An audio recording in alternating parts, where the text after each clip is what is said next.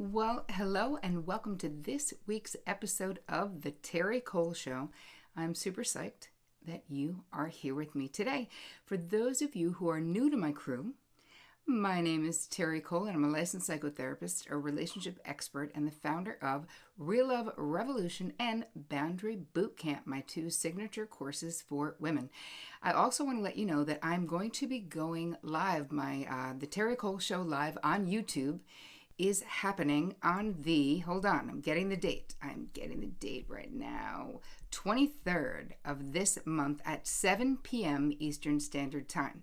So if you want to join me live on YouTube and get your questions answered in real time, please do that. I'll also be sending out a little note in my weekly email, the newsletter. So if you want to sign up, you can. All you need to do is subscribe to my YouTube channel. We're 50,000 strong at this point to get a notice when I go live so you don't miss a thing. Anyhow, last week we talked about the 8 most common traits of dysfunctional families because I think that there's a lot of talk about dysfunctional families, but we don't necessarily know exactly what that means. So this week, now we're moving into our roles in the family. So if you missed last week's, please check that out before you watch this week's or listen to this week's, depending on whether you're a podcast person or a YouTube person. All right, so let's talk about dysfunctional roles in families. All families have roles. How stringent and how unwavering they are and how compelled members of the family feel to fulfill those roles has to do with how dysfunctional the family is. So let's talk about the most common, right? So there's about 6 really common family roles, and actually they were identified years ago. I think it was in 1981 by a woman. What is her name? Oh yeah, she wrote this book. I love this book. It's called Another Chance: Hope and Health for the Alcoholic Family. So her name is Sharon Weichhauser Cruz. So this is really her work from so long ago, but I can tell you from doing this for the last 22 years, it is still completely valid. And I would still continue to see these roles being played out within family systems, including my own. So at the end of this episode, there'll be a downloadable cheat sheet so that I'm giving you a bunch of steps that you can take to break out of these roles. And next week, I was going to try to do it in one episode, doing the narcissistic family roles, golden child, scapegoat, but I couldn't because they really are so different that I just thought, let me hit these in this episode. And then if you know you have a narcissistic parent or you come from a narcissistic system, next week's episode will be for you because I'll be breaking down how you can actually break out of those roles from a narc system, which is actually different than this, believe it or not. So let's move into the roles. I can tell you just right off the top, my role in my family, because I came from an alcoholic family system, although my father was a high functioning alcoholic. And I only specify that because those are harder to identify. It's easy if you have a parent who is in jail because of their alcoholism or their addiction, or I don't mean easier for you, I just mean there's no doubt about what the problem is, right? But someone like my father never lost his license. He was a very high-functioning alcoholic, which is what I was before I stopped drinking my senior year of college. In my family system, I was the hero child. So I'm going to start with that role. What does that mean if you're the hero child? Sometimes it's also called the responsible child. Basically, you're the person who hardworking, overachieving, could be a perfectionist, and it's almost like through your own achievements you're bringing respectability to the family. Within the family system, everyone knows that something is going on and something is wrong, but it's almost like the hero child is the one that everyone in the family system can point to and be like, but that person's amazing, hence we're all kind of amazing. And it's funny, people would talk to me about like sibling rivalry and did my sisters resent me for any reason or whatever. And I always say they didn't. I don't know if they did. I mean, maybe their grown-up self did, but I never had that feeling. I had the feeling that everybody loved me. Now, I didn't know until they did, but I didn't know until I was older what role I was fulfilling within the family system. And let's also keep in mind, we start this out by saying these are pretty much all unconscious processes that are happening. So it isn't like anyone wanted me to be the hero child or made me be the hero child. It's that, as I said in last week's episode, if you listened or watched that I want you to visualize the family itself as an organism. So the family is always seeking, that organism is seeking homeostasis or stability. And so these roles are a way that we can all sort of agree on who's the problem. We all agree on the things we will not talk about, which was very prevalent in my family of origin. So what are the downside of being the hero child? Well, if you do it for too long, you become a martyr. You are exhausted. You get pissed off. You also have the perfectionist complex many times, and I'm recovering from that. But it's something that it's exhausting, feeling responsible for everyone. And so the reason why I want to shed some light on this in this episode is that so much of the time we grow up and we just keep repeating these patterns. We don't even realize where they came from or why we're doing it. So if you know you came from a dysfunctional family, and these roles are specific to quote unquote families with addiction, but that's a lot of families. I mean, that's almost 50% of the population has had some experience with addiction, at least in the US. So let's look at this. It can also be dysfunctional, like some of the things that I talked about last week with perfectionism and all those types of things, lack of communication. Dysfunction comes in many forms. And there's some part of these roles, these family system roles, in pretty much every family. How rigid they are has everything to do with the level of dysfunction or addiction within the family system. So I started with the hero child just because that happened to be my role. But let's start with the first role is the addict, right? Or the person who's acting out, the rageaholic, the person who's deading and spending all the money. That person can be called the addict or the dependent. So that person is struggling in their own sort of hell of feeling terrible about themselves, self-loathing. So this is how they're dealing, is with the addiction itself. Most people don't talk about it. Certainly that person is not going to want to talk about it.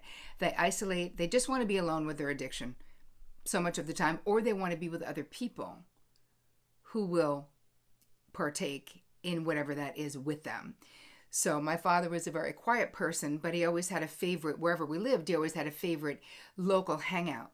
And in the end of his life, I learned all these things about all these people that he knew basically it was like a Cheers situation where he didn't know how to be intimate at home with us, with his actual family. But he was doing taxes for people at this bar and lent money to someone to send their kid to college. All these things we learned after he passed, which blew my mind. I was like, oh my God, who was this guy?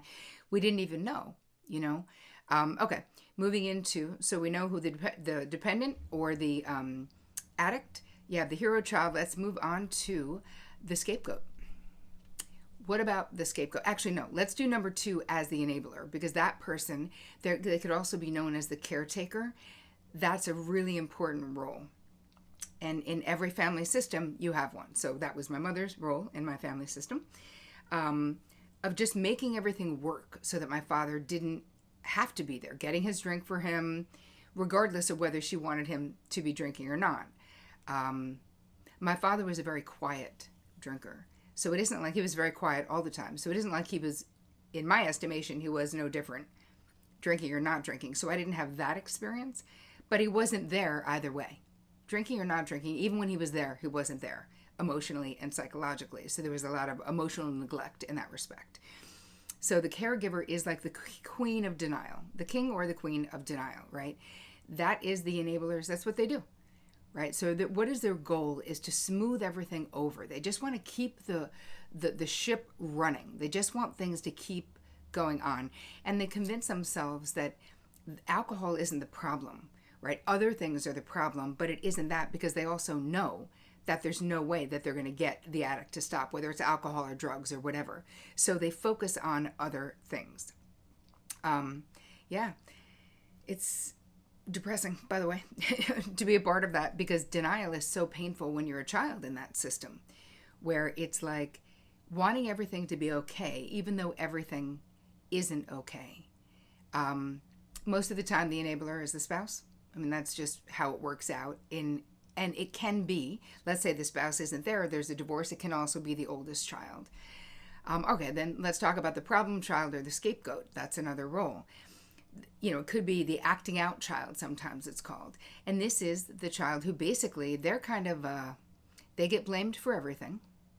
So that sucks, whether they do it or not. But what happens is they're basically acting out the veiled frustration of the group. So we may not be able to agree on anything, but we can all agree that Betty is the problem, right? They kind of become the identified issue, the identified patient, the identified problem in the system. A lot of times what's interesting about the scapegoat is because they're so used to being on the outside, a lot of times they escape these types of family systems. They break out of them more readily than other roles do. They're also a lot of times more willing to get into therapy and get help. I've had a lot of scapegoats in my therapy practice because they really are seeking to feel better and be better, and they're in the least amount of denial with what's going on within the family system. So moving on to who else? We got the mascot. It could be also called the family clown, or the placater. So they're trying to diffuse. The mascot is someone, and think of the class clown, right? They're trying to deflect the stress of the situation by supplying humor. A lot of times this could be the youngest.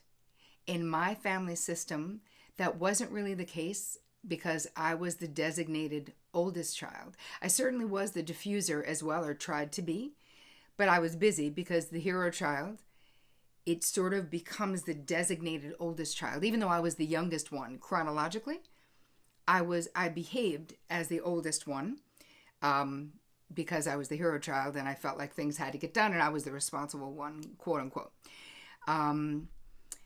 Okay, so the mascot, let's see what else. A lot of times mascots or family clowns end up having addiction issues themselves. There's a lot of self-medicating with that role, or there can be.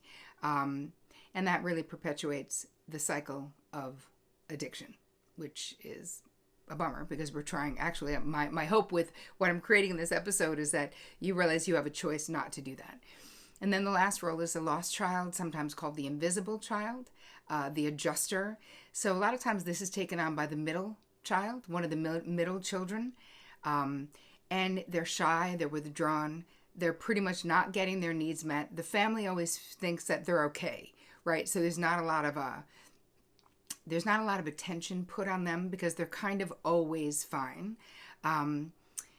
They put off, a lot of times, if you're an invisible child, you put off making decisions. Like, this is something that can happen when you get older in your life. And it can also get in the way of you forming intimate relationships because you spent your formative years hiding and wanting to hide, even though, of course, inside you wanted attention as well. But, we have to look at what is the dysfunction that comes from these roles. And what do we know about these roles? So think about it I said what the roles are. Now, I guarantee you, if you came from a chaotic family system of any kind, you can identify with some or something that I said where you go, yeah, I kind of think that's me. Keep in mind that these roles are intergenerational, meaning a lot of times they're handed down from generations before us. The addiction, the dysfunction, but also the roles. So let's say in my family, I was the designated oldest child, even though I was the youngest. That could have been handed down from my either side of my parents and their situation, the families that they grew up in and the dysfunction there. So keep in mind that actually does happen. And these roles, especially if the family is very dysfunctional, are really rigid. So it's really compelling to play the role that has been assigned to us by the family system, unbeknownst to us, basically. And giving up the hero child in my family, which I did do, but it took many years of therapy. Because here's the thing. There's a payoff for a lot of these roles, right? So the hero child, you're in this position of power and importance. It's also exhausting. It's also, we were out of order. My siblings and I were out of order because of that. So what I actually did, I had many years of talk therapy and all that, but I also did family constellation therapy with a woman named Natalie Berthold in New York City, which I'll put her information in the blog. And that, I didn't know anything about family constellation therapy. I was a little bit like, what is this? This sounds really weird. And then I became really good friends with Lara Riggio, who you guys might know that I call her Energy Lara because she's an energy expert. And she helped me understand what it was really about. And she's like, listen, why don't you just come try it? And I did a constellation where you're in a group of people who basically don't know you, and they are playing out these roles. I can't even explain it, but my mind was blown. And things within my family of origin changed after that. I got committed to not playing that oldest role of not being the hero child, of treating my older sisters, all of them, with respect and more reverence than I was, not being such a friggin' martyr. And things changed for the better. And I am so much less angry and like self-righteous. You know how when you do too much, like you have this self-righteous indignation that can come from it where it kind of feels good. It's like powerful, but it's really not, because it blocks intimacy and it blocked my closeness, especially with my two older sisters. So very, very important but it took me to raise my awareness to understand what was going on, because I didn't know. I just felt like, well, somebody has to do it and no one else is going to but me. But not realizing that that was a choice. That was something that I was compelled to fulfill that role, even though it didn't enhance the intimacy in my relationship with my siblings. And our relationship has changed. That was probably 8 years ago, and our relationship has changed so much since that happened. So there is help, because these roles are also dynamic. They change. Sometimes if you have a hero child, or let's say the scapegoat leaves the family, let's say they move out because it's very chaotic. Trust me, that family system is seeking to fill that void, right? So unconsciously, the rest of the people in the family, they do not want to be in that role of the scapegoat because it's a shitty role to be in. So, but it will get filled by someone. So you want to be really mindful in your own family right now. If you're old enough to have kids and you have children, be mindful. And I'm going to give you some ideas at the end of the episode and a downloadable cheat sheet of things that you can do. But be mindful of what your role was in your family. And are you doing that in your own family? Sometimes it's simply because we repeat what we do not repair, right? Or we're just replicating what we know. Not even because of the injury, just because it's all we know. So I want you to really think about that, because you do not want to be perpetuating these roles because they are unhealthy. And remember, the roles are unconscious. So we're not blaming anybody. I just want you to, we're just bringing it up into your conscious mind so that you can be aware enough, right? What is the first step in transformation, do I always say? Is awareness. We need to know what it is we want to change. Your family role, though, in the family that you grew up in, really does drive and heavily impact all of your relationships in your life now, whether that's work relationships, friendships, love relationships. So when I talk about repeating realities and repeating relationship realities, this is one of the things that we repeat. So you can change the family roles, because I just told you I did with some therapeutic intervention. Awareness, of course, is step one. But I want you to, in the cheat sheet, I want you to raise your awareness about your role. So I have a few questions in the first part of the cheat sheet so that you'll be able to identify which one you were in your family of origin. If you had a very rigid family role system, which you may or may not have, right? The second thing I want you to do is become really mindful of how you actually want it to be. How do you want your relationship with your sisters to be? Are you keeping it going?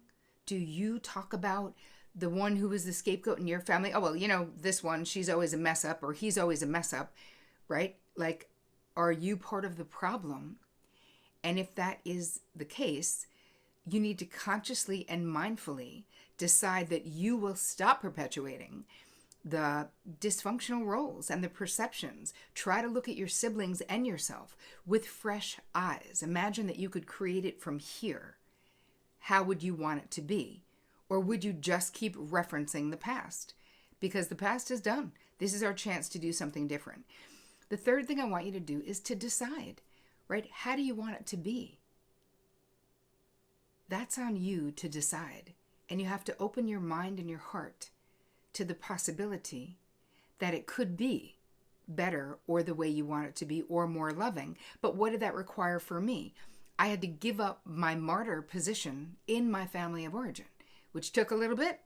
Gotta be honest, took a little bit. I didn't mind being the center of all.